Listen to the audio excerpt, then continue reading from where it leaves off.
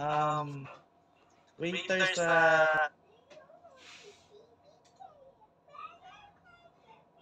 kod ba fencing niya to ba taas-taas na fence lagpas tao ang height. So siya nasa building dito sa pinakataas. Habang ako diri sa ubos yun niya maggunit atong bakal nga nagtindog. Karon bisang nag-gloves ko pero ang gloves na to mas standard sa mga trada ni kuan. Yun yan. Katuyan ni may kuan so may orange na may coating. May coating lagi nga insulator. Tomorrow to ang gloves na mo.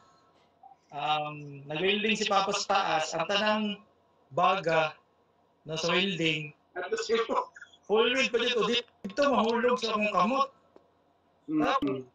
Bisag nakakuan ko, naka-gloves ko, pero tela man tong gloves, di ba? So mahulog sa tela, masunog ang tela, mabot diretso dito sa kamot.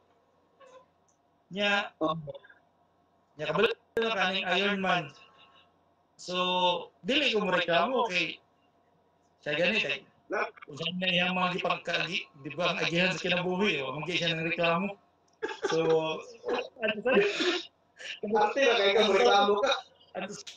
Santos siguro ito, gunit o, tuluan ako baga sa building o. Ato, so isa sa mga worst na siya na